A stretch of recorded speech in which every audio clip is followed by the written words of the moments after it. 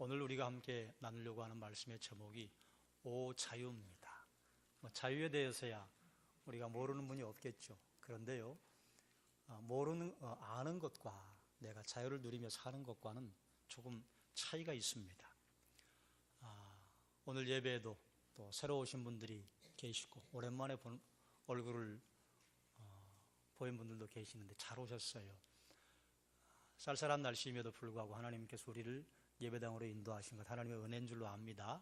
그리고 옆에 있는 분이 계시기 때문에 우리가 예배하고 하나님 앞에 찬양하는 것이 의미가 있습니다. 우리 옆에 있는 분들과 서로 함께 인사 한번 할까요? 주님의 이름으로 환영합니다. 잘 오셨습니다. 한 번 더 인사하실까요? 주님의 이름으로 축복합니다. 네, 복은 하나님께 내려오는 것이요, 우리가 또 하나님의 은혜를 구하는 것, 하나님의 도우심을 구하는 것 아니겠습니까? 그리스도인은요, 자유로 부르심 받은 사람들이에요. 하나님께서 우리에게 자유를 주시려고 우리를 부르셨다 그 말입니다. 그리고 그리스도의 장성한 분량까지 살아가는가 하는 것을 무엇을 통해 알 수 있느냐? 자유를 누리며 사는가. 그러니 사랑하는 여러분, 주님이 주신 자유를 누리며 살아가시기를 주의 이름으로 축원합니다. 그런데 점검해야 할 게 있어요. 어떤 자유인가? 그리고 자유를 누리면서 어떻게 사는가? 만약에 어떤 사람에게 자유가 좋으세요? 속박이 좋으세요? 라고 묻는다면 하나같이 자유를 원한다고 할 것입니다. 그러면 사람들이 말하는 자유가 어떤 것인가? 일반적으로 사람들이 말하는 자유는요, 남에게 구속을 받거나 무엇에 얽매이지 않고 자기 뜻에 따라서 행동하는 것을 의미합니다.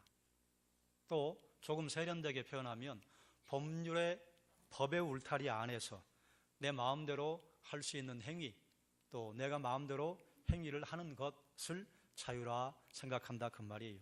또 다른 말로 하면 외부에서 나를 구속하는 속박에서 벗어나 내 본성을 쫓아서 목적을 실현하는 이런 걸 자유라 한다 그 말이에요. 그 어떤 것이든지 공통적인 사항이 있습니다. 무엇인가 하면 내 의지입니다. 내 뜻이에요. 이걸 이제 다른 말로 표현을 하면 내가 왕 되면 좋겠다 그 말입니다. 내가 왕 노릇해서 내 왕국을 건설하고 내 뜻에 따라서 마음대로 할 수 있는 것, 이걸 자유라고 한다. 그래서 사람들은 자유를 얻기 위해 어떤 행동을 하는가? 자유를 얻기 위해서요, 열심히 공부하기도 하고 또 노력을 하기도 하고 또 때로는 투쟁을 하기도 합니다. 그래서 자유는 쟁취하는 것이다, 이런 말을 여러분 들어본 적이 있으실 거예요. 그렇다면 주님께서 그리스도인에게 주신 자유가 그런 것일까 생각해 봐야 하지 않겠어요? 본문에 보면 우리에게 꽤 많이 알려진, 그리고 수많은 사람들에게 회자되는 성경 구절이 나오지 않아요? 진리를 알지니 진리가 너희를 자유하게 하리라. 진리를 알면 그 진리 때문에 우리가 자유를 얻는데요, 그러면 당연히 진리가 뭔가 생각해 봐야 하지 않겠습니까? 수많은 사람들은 진리를 학문적인 것과 연관을 지어서 생각을 합니다. 많은 대학들이 학문적인 지식의 가치를 사람들에게 알리고 그리고 그 가치를 증진시키려고 학교의 모토나 학교의 교훈, 같은 말입니다. 학교의 인장, 학교의 로고에 진리라고 하는 말을 많이 인용해요. 거기에 진리 이렇게 적지 않고 베리타스라고 하는 말을 라틴어를 써서 하버드도 그렇고 예일도 그렇고 유럽에 있는 유수한 대학들도 그렇고 서울대학교도 베리타스라고 하는 모토가 학교의 모토에 들어 있습니다. 그만큼 보통 진리하면 사람들은 학문적인 가치로 여긴다 그 말이에요. 그러면 이제 이것을 오늘 읽은 말씀과 우리가 연결 짓는다면요, 학문적인 가치를, 학문적인 지식을 쌓으면 자유를 누리는가? 여러분 어떻게 생각하십니까? 만약에 학문적인 가치가 진리, 학문적인 실력이 진리라고 한다면요, 대학 나온 사람보다 대학원 나온 사람이 더 자유로워야죠. 석사학위자보다 박사학위자가 더 자유로워야죠. 박사보다 박사 후 과정을 한 포스닥을 가진 분이 더 자유로워야죠. 그런데 한번 생각해 보자 그 말이에요. 진짜로 그런가? 더 많이 배우면 더 많은 더 많은 자유를 누리고 더 학문의 깊이가 얕으면 그러면 덜 자유로운가? 요즘 지식사회라고 하잖아요. 지식이 일반화되었습니다. 보편화되었습니다. 그래서 본인이 노력만 하면요, 조금만 애를 쓰면요, 지식을 습득할 수 있는 정보화 사회가 되었습니다. 그러면 자유하냐 그 말이에요. 사람들이 억압과 속박에서 벗어난 삶을 사는가? 아무리 생각해도 아닌 것 같지요. 지식의 사회 전반에 무르익어도 지식사회가 되어도 억압과 속박은 여전합니다. 그렇기 때문에 주님께서 말씀하신 진리는 학문적인 지식, 학문적인 정보가 아니라 하는 것을 짐작할 수 있지요. 36절에 주님은 또 뭐라고 말씀하시는가 하면 그러므로 아들이 너희를 자유롭게 하면 너희가 참으로 자유로우리라. 32절에서는 진리를 알지니 진리가 너희를 자유롭게 하리라. 진리가 자유롭게 한다. 36절에서는 아들이 자유롭게 한다. 예수님께서 워드플레이를 하신 거예요. 진리가 자유롭게 한다. 그리고 그 다음에는 알아듣도록 아들이 너희를 자유롭게 한다. 그러니 예수님께서 말씀하신 것을 고스란히 따라가 본다면 진리가 무엇인가? 진리는 예수 그리스도 하나님의 아들이다 그 말이에요. 요한복음 14장 6절을 기억하시죠? 내가 곧 길이요 진리요 생명이니 나로 말미암지 않고는 아버지께로 올 자가 없다. 예수 그리스도가 인생의 길이 되고 인생의 진리가 되고 인생의 생명이 된다 그 말이에요. 그런데 예수님께서 진리를 알면 자유를 얻게 되고 아들이 자유를 준다고 말씀하셨는데 그러면 아들이 우리에게 주려고 하는 자유는 어떤 자유인가? 34절 말씀을 제가 읽겠습니다.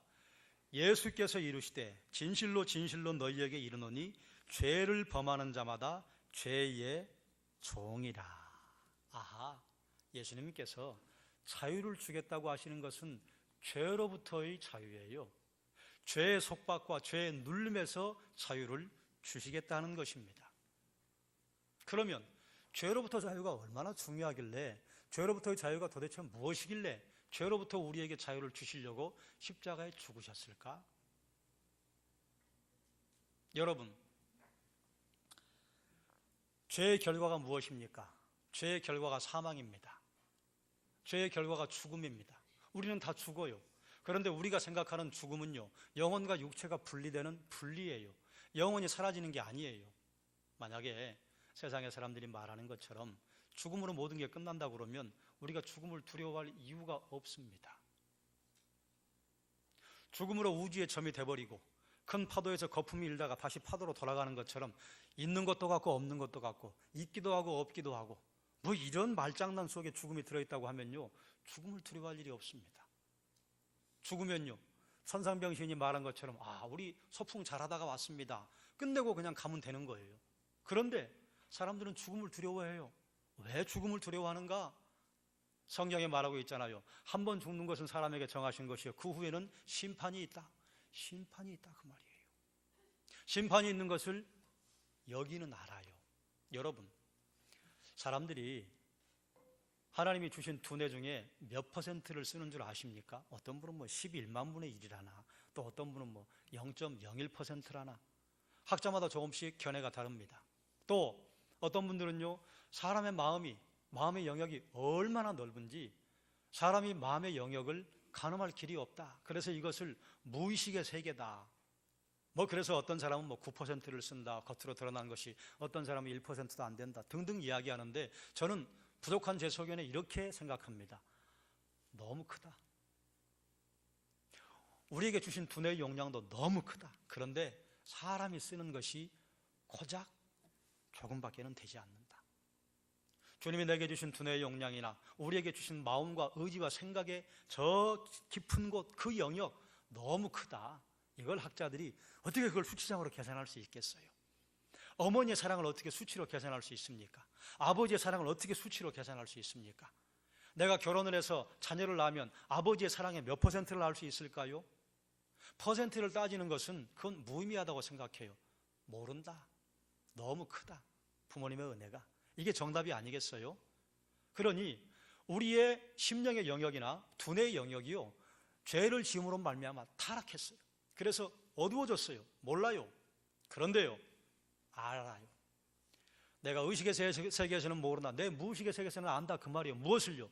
죽은 후에는 심판이 있다고 하는 걸 안다, 그 말입니다. 심판주가 누구이시다? 예수 그리스도이시다. 안다, 그 말이에요. 그런데 이것을 못내 외면하고 모른 척하고 또 제대로 모르기 때문에 죽음으로 모든 게 끝난다고 생각해요. 죽음으로 모든 게 끝난다면 주님께서 이 땅에 오시는 것이 대단히 무의미합니다. 그런데 죽음으로 끝나는 것이 아니라 다음 생이 있다.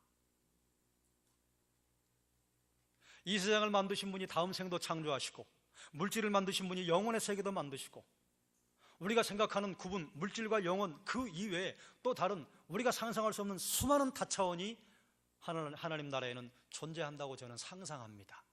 그저 우리가 물질과 영혼이라고 구분할 뿐이에요. 영혼의 더 깊은 세계, 그보다 더 깊은 세계가 분명히 있을 것이라고 저는 미루어 짐작합니다. 분명히 그럴 것입니다. 전에 가끔 이런 말씀을 드렸잖아요. 우리 눈에 보이는 빛, 이것 때문에 우리가 밤에도 환하게 보잖아요. 그런데 만약에 향기가 우리의 눈에 보인다면 얼마나 아름다울까? 향기도 파동의 전달이잖아요. 파장이잖아요. 그러니 우리의 눈에 보이지 않을 뿐이지 보일 거라, 그 말이에요. 하나님이 우리의 가시의 영역을 넓혀주시면 보일 거라, 그 말이에요. 얼마나 아름다울까?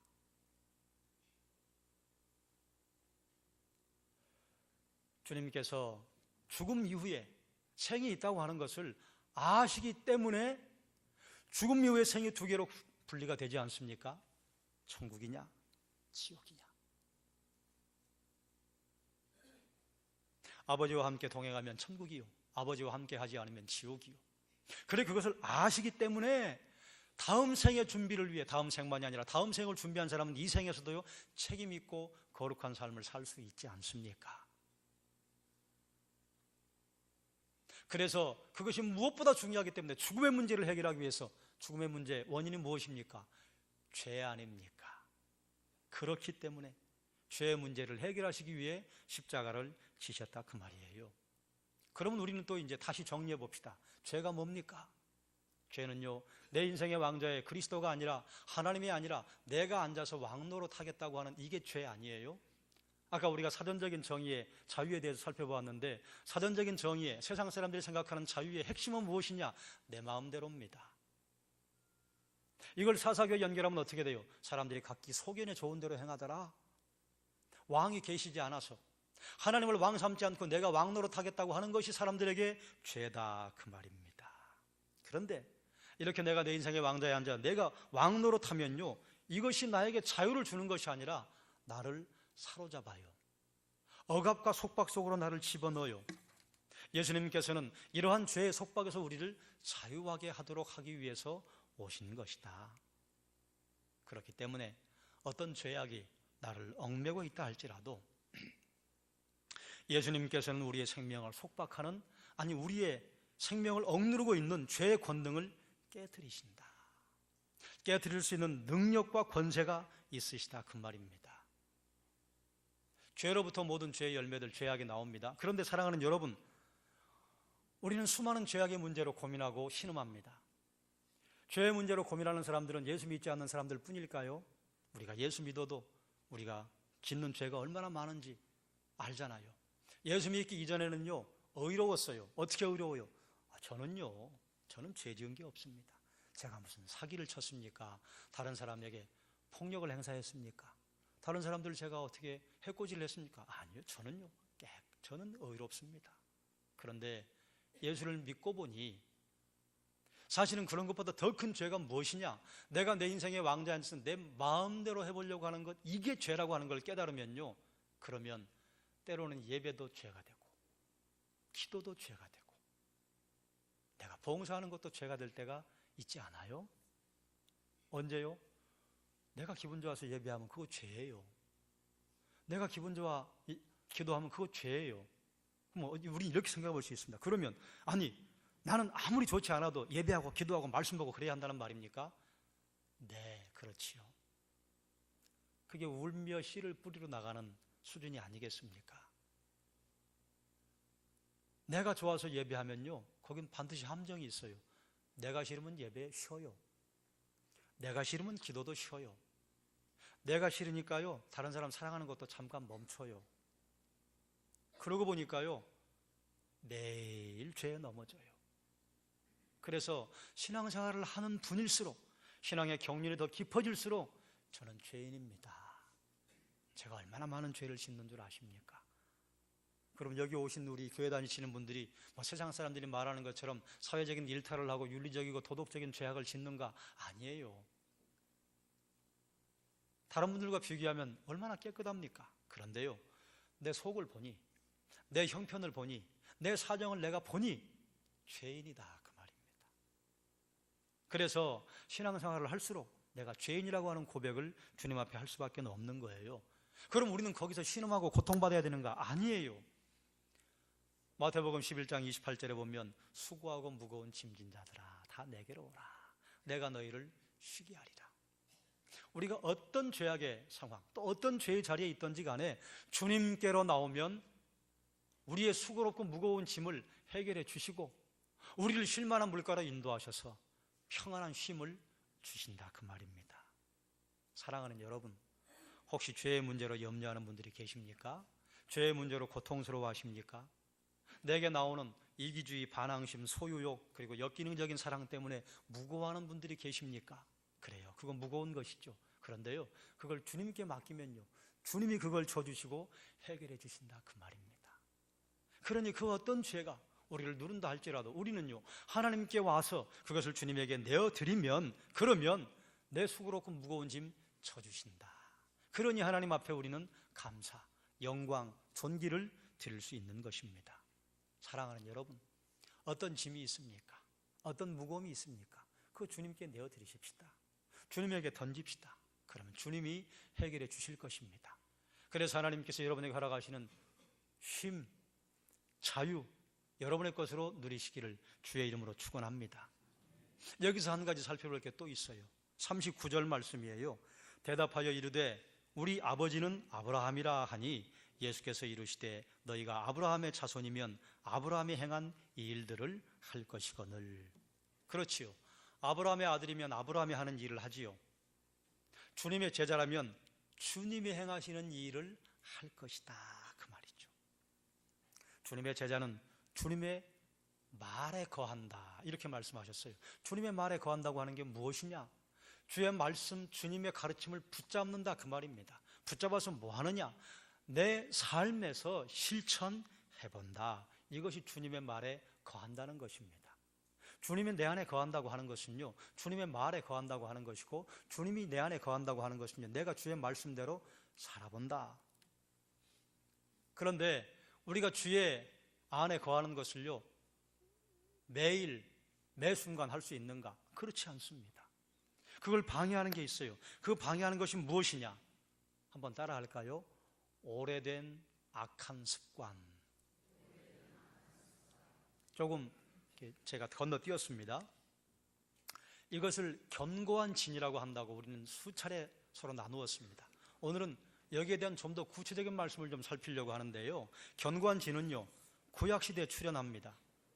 가나안 정복 전쟁을 수행한 여호수아가 이스라엘 백성들에게 가나안 정복 전쟁을 다 수행하지 못하고 유언과 같은 명령을 해요. 가나안 민족을 다 진멸해라.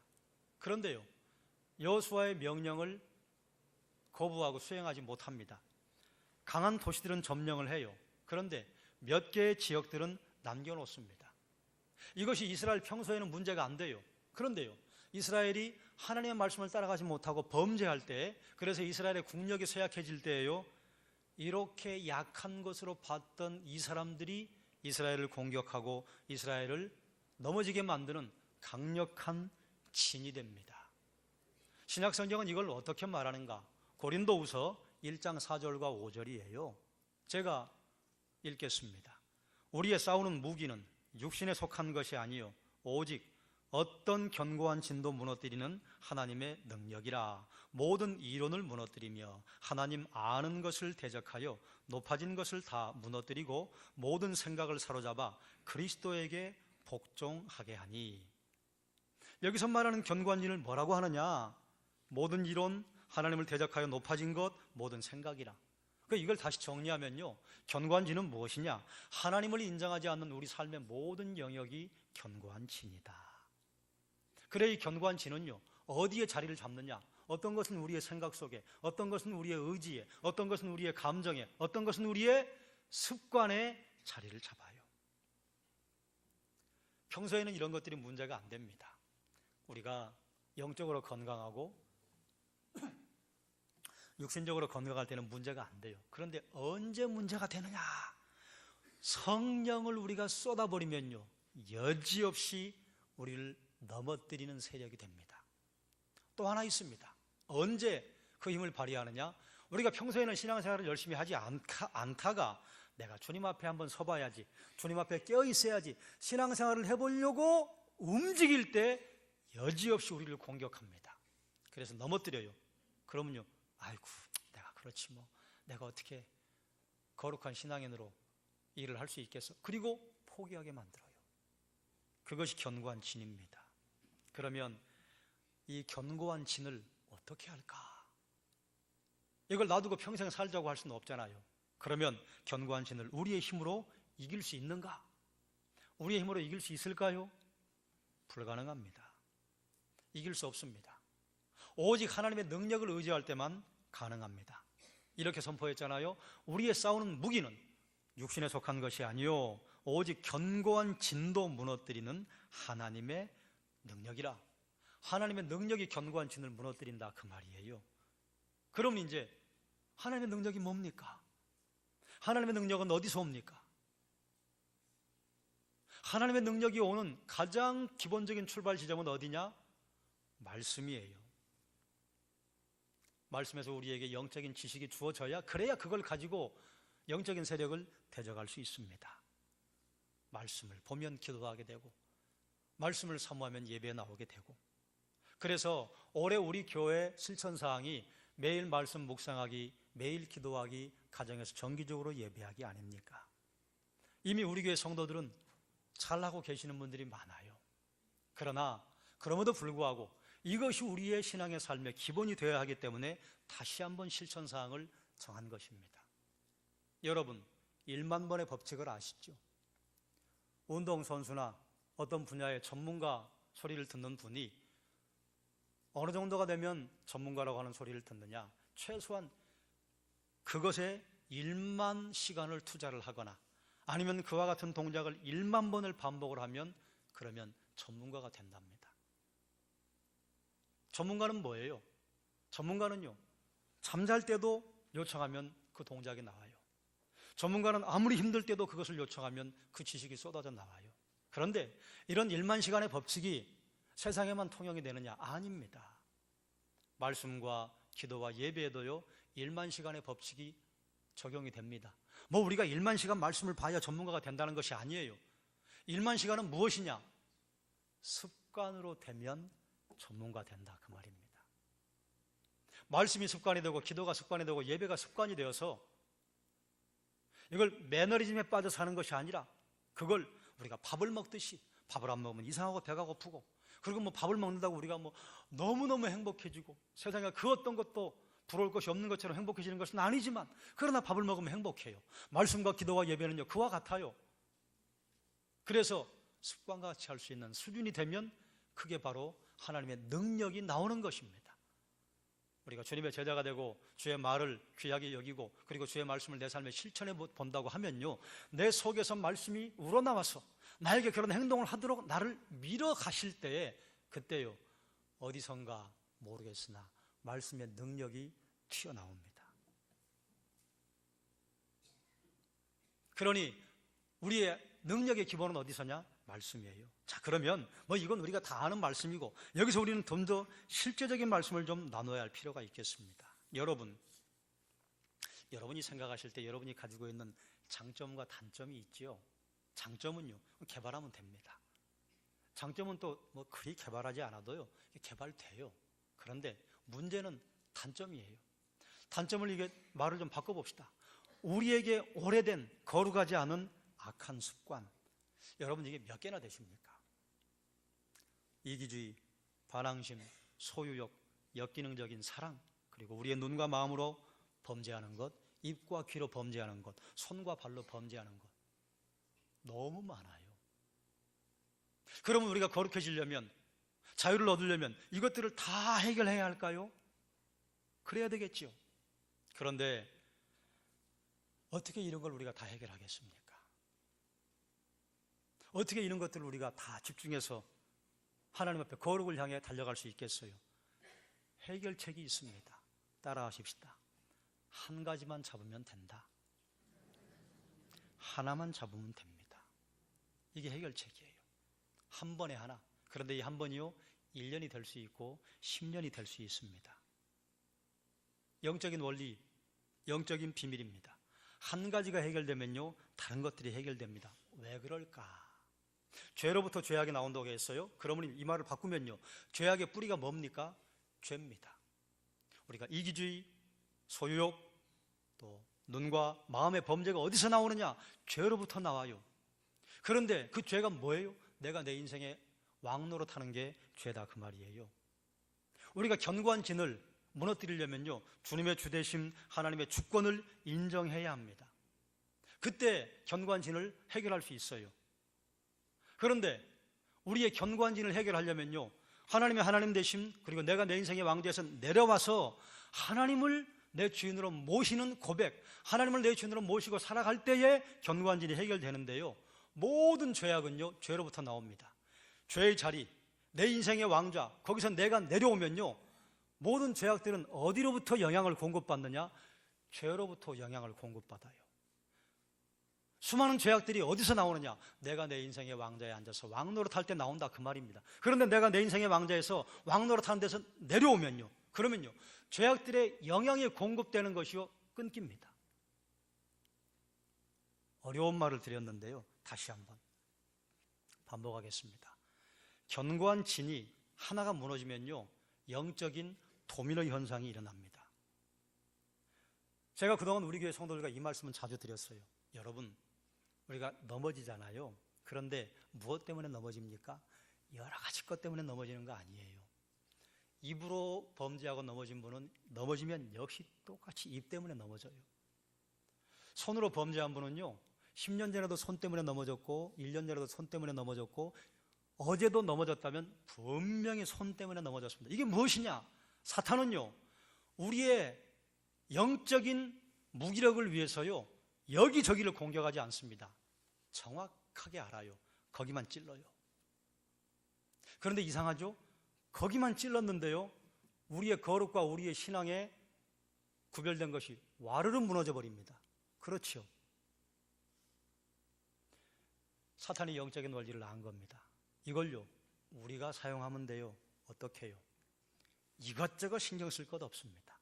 내가 하나님 앞에, 하나님, 저는요, 이 오래되고 거룩하지 않은 악한 습관을 한번 바꿔보랍니다.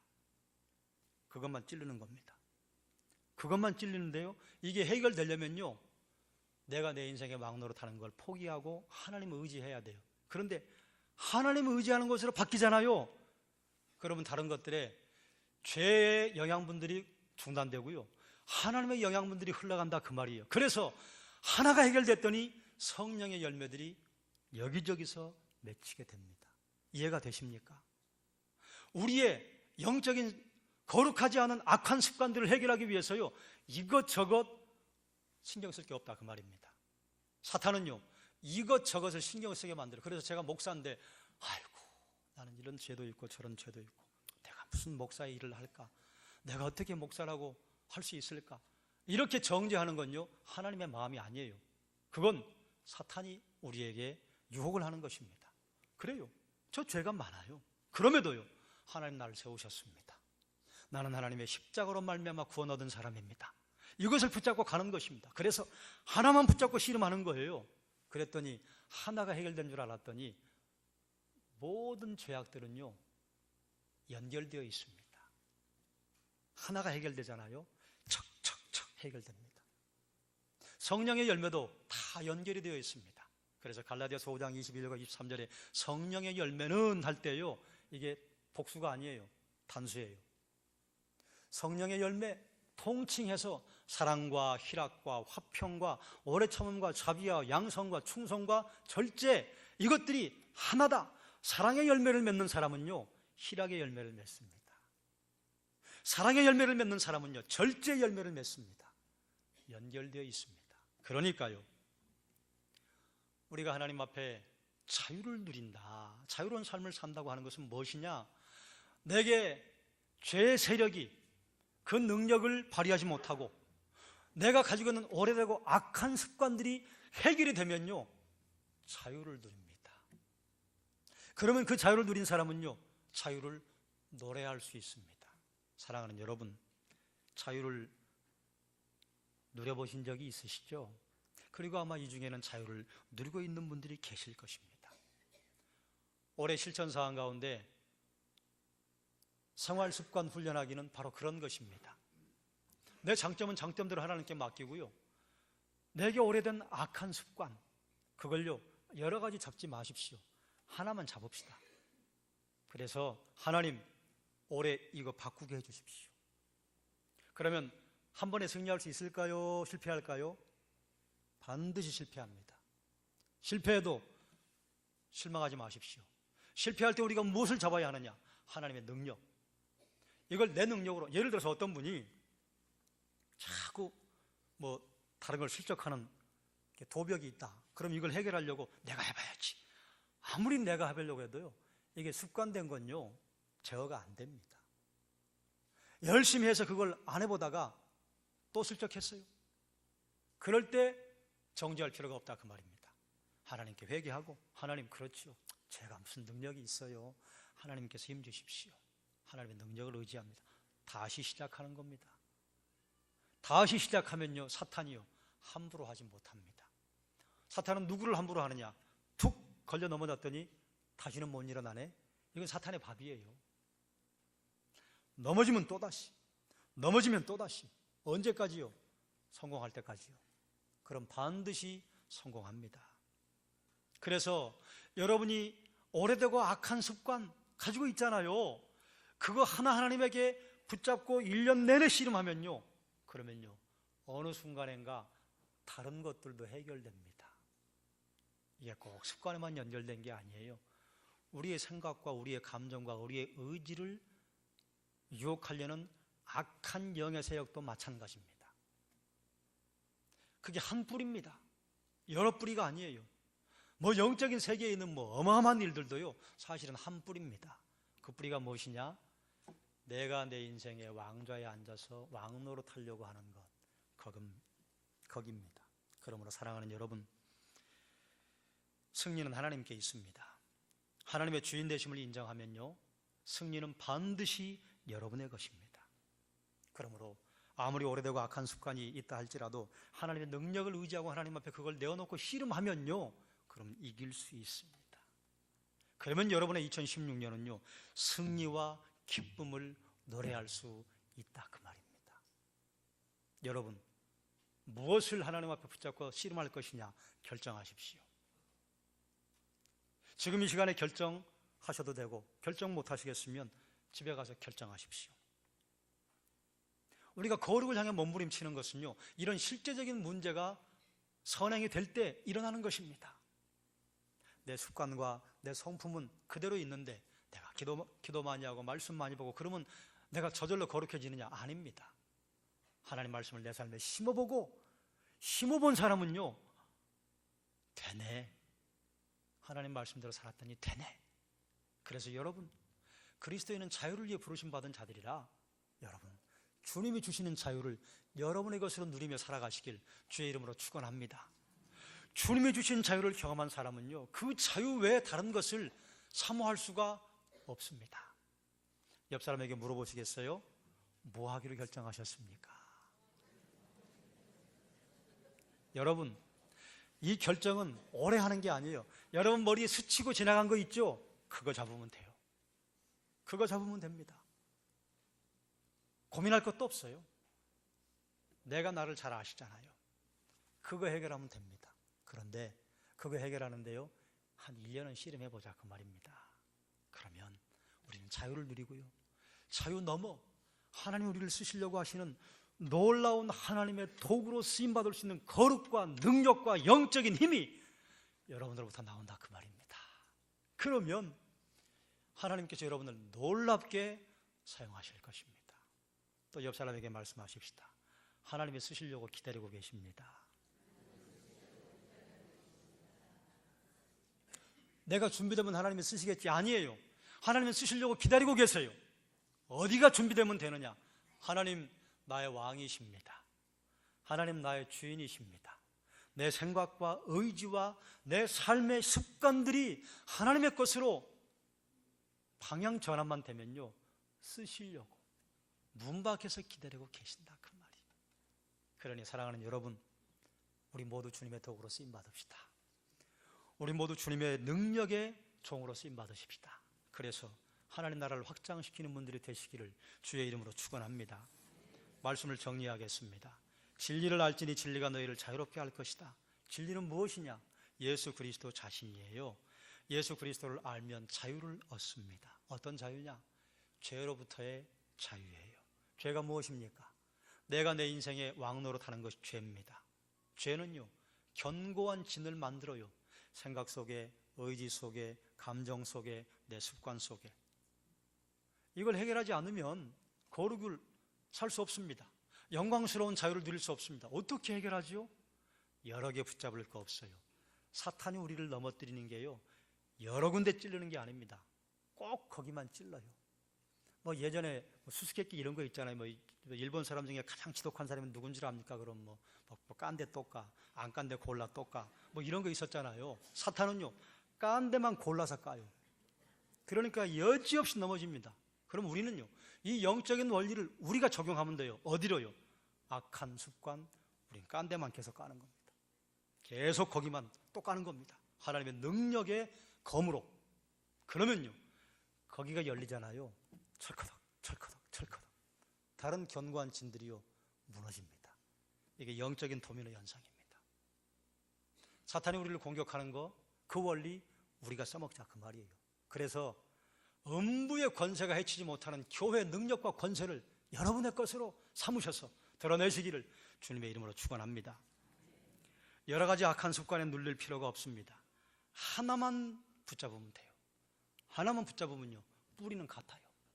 그럼 하나님께서 승리를 경험하게 하실 것입니다. 그래서 여러분, 2016년도 우리가 연말에 2017년 송구 영신 예배를 할 때에는 하나님께서 나에게 주신 기쁨과 승리를 노래하십시다. 그게 자유예요. 거기서 얻게 된 자유는요, 이건 두려움이 없는 자유입니다. 그런 두려움 없는 자유 여러분의 것으로 누리시길 주의 이름으로 축원합니다. 축원합니다. 기도하겠습니다. 하나님,